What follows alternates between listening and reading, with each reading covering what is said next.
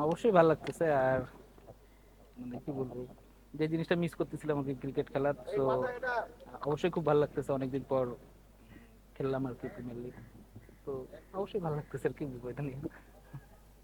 আপনি ভাই একটা লম্বা সময় আপনি ক্রিকেটের বাইরে ছিলেন, তো এই সময়টা আপনি নিজেকে কিভাবে মোটিভেট করছেন এবং আপনার ফ্যামিলির মানে কন্ট্রিবিউশন কেমন ছিল সময়টা? তো 1.5 বছর বাইরে ছিলাম, বিন্দাস ছিলাম ভাই। আর কি বলবো, ফ্যামিলির সাথে ছিলাম, ভালো ছিলাম আলহামদুলিল্লাহ। খেলা মিস করছি ঠিক আছে, বাট ফ্যামিলির সাথে ছিলাম, ভালো ছিলাম। নাসির, হোম অফ ক্রিকেটে অনেকদিন পরে খেলছেন। আলটিমেটলি দেখা যায় যে এরকম একটা লম্বা বিরতির পর খেললে অন্যরকম একটা ফিল হয়, যেটা আপনি বলছিলেন যে ছিলেন, আজকে এসে আবার খেললেন।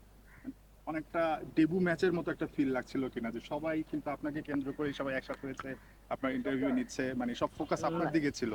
না ডেবু ম্যাচের মতো ফিল হয় নাই, বাট অনেক কিছু নতুন নতুন লাগতেছিল। কারণ আপনি যদি খেলার আগের যে প্রিপারেশন ছিল, তো আমার মনে হয় যে আমি 1.5 বছর পর আবার সেই প্রিপারেশন নিলাম আর কি, যে এরকম লাগেজ গোছানো, ব্যাগ গোছানো। আহ, তো অবশ্যই একটু নতুন লাগতেছিল, বাট ভালোই লাগতেছিল যে খেলবো এতদিন পর। তো যদি ভালো পারফর্ম করতে পারতাম তাহলে আরো খুব ভালো লাগতো মানে একটু লাকি মনে হয় কিনা, কারণ এরকম ক্রিকেটার কয়জন আছে আমি জানি না যে আসলে নিষেধাজ্ঞা শেষ হওয়ার পর দিনই আসলে ম্যাচ খেলতে নামতে পারে। মানে আপনি ওই জায়গা থেকে একটু লাকি মনে হয় কিনা আপনাকে? না ভাই, আমি অনেক আনলাকি ভাই, এত লাকি না আমি।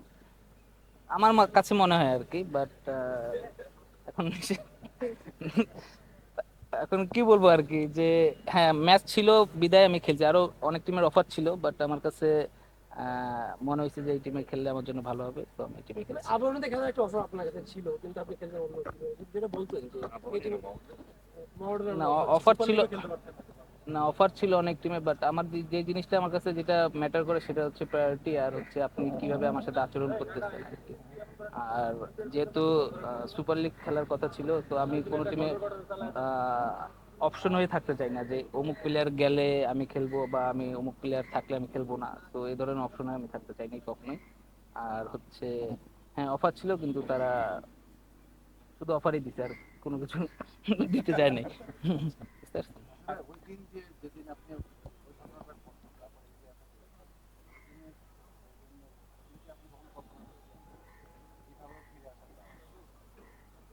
না ভাই, মানুষ চাইলে সবকিছুই পারে, এবং ফিরে আসা বলতে 1.5 বছর, তো ভাই 1.5 বছর। বাট আমি একটু আনলাকি এই কারণে বলবো যে আমার 1.5 বছর যে সময়টা শুরু হয়েছে ওইখান থেকে আমি 2টা সিজন মিস করছি। আপনি 2টা বিপিএল বলেন আর এই প্রিমিয়ার লিগ সহ 2টা প্রিমিয়ার লিগ, তো এই দিক থেকে আনলাকি হবো। যদি একটা সিজন মিস হইতো তাহলে ঠিক ছিল।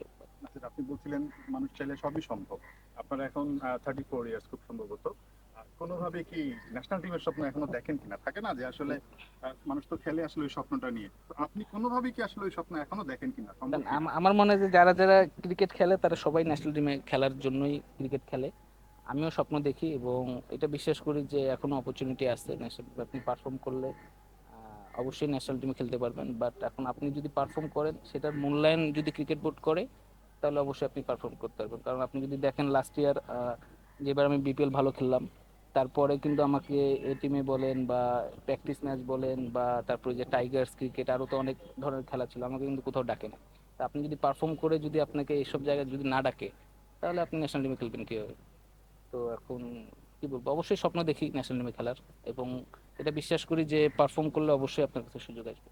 আসলে আপনি বাংলাদেশের সেরা ফিনিশার হতে পারতেন। কে বলছে? হতে পারতেন, আমরা আমি দেখেছি আর কি, মানে যে পারফরম্যান্স আপনি করেছেন আমরা সবাই জানি আর কি। কিন্তু যেই বয়সে 33-34 বছর বয়সে এসে ক্যারিয়ারটা দীর্ঘ হয়নি, একটু আক্ষেপ কাজ করে আমার করে। কাছে মনে হয় যে এই জিনিসটা হচ্ছে যে আপনি যখন সিলেকশন প্যানেলে থাকবেন, আপনি যদি দেখেন যে বাইরের সব দেশেই কিন্তু সিলেকশন প্যানেল আপনার 2 বছর পর পর চেঞ্জ হয়। সাপোজ ধরেন আমি একটা জায়গায় আছি, বা আমি সিলেকশন মানে সিলেক্টর, আমার চোখে কিন্তু সবাইকে একরকম লাগবে না, এটা স্বাভাবিক। তো 2 বছর পর পর চেঞ্জ হলে হয় কি, আমার চোখে যাকে খারাপ লাগবে 2 বছর পর যখন ওইখানে আরেকজন আসবে, তার চোখে তাকে ভালো লাগতে পারে। তা আপনি যদি এখন 9-10 বছর ধরে যদি একই জায়গায় থাকেন, আমি যদি যারে পছন্দ করব না, তার তো কেরিয়ারই শেষ হয়ে গেল অলমোস্ট। তা আমি মনে করি যে আমার ক্ষেত্রে এই জিনিসটা হয়েছে। এবং আমি আমি যদি 5টা সুযোগ পাই, আমার মনে হয় যে বাকি যারা আছে তারাও 5টা সুযোগই পাওয়া উচিত। এমন না হয় না যে ওরা 20টা সুযোগ পাইলো আমি 5টা সুযোগ পাইলাম। বাট আমার কাছে মনে হয় যে এই জিনিসটা হয়েছে আর কি। মানে আপনাকে পছন্দ হয়নি এই কারণে আপনি বাদ পড়ছেন এরকম? হইতে পারে আর কি। আমার কাছে মনে হয়, এখন জানি না। আচ্ছা, একটা প্রশ্ন ছিল, সেটা হচ্ছে যে কত বছর ক্রিকেট খেলতে চান এবং এই খেলার জন্য আসলে ফিটনেসটা আরো কষ্ট করে তুলতে চান? না, অবশ্যই ফিটনেস, আমি একটু ওয়েট গেইন করছি, আমার ফিটনেস তো অবশ্যই ইম্পর্টেন্ট। আর খেলতে চাই যতদিন, ক্রিকেট খেলা তো আর হুট করে ছাড়তে পারবো না, কারণ যে খেলা হচ্ছে ছোটবেলা থেকে খেলে আসছি, তো আমি খেলতে চাই যতদিন খেলতে পারবো আর কি, শরীর যাবে এবং আমার ডিমান্ড থাকবে আর কি যে ততদিন।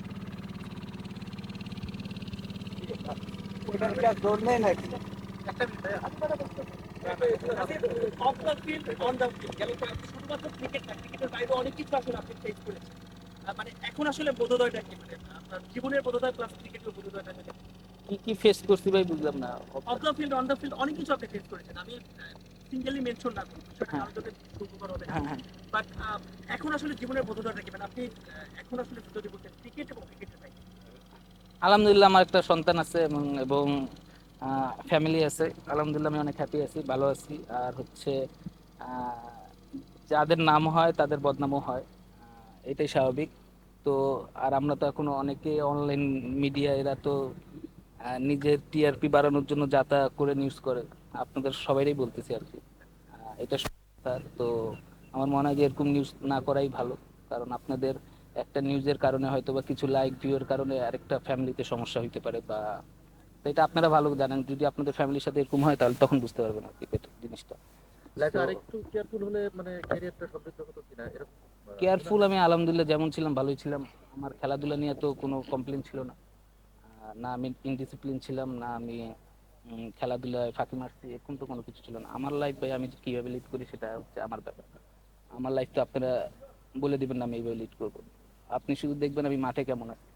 এটা যেহেতু আমি ক্রিকেট প্লেয়ার, আমি মাঠে কেমন আছি আপনি এটা দেখবেন। যদি আমার মাঠে ক্রিকেটের যদি কোনো কিছু খারাপ হয়ে থাকে তখন আপনারা বলতে পারেন।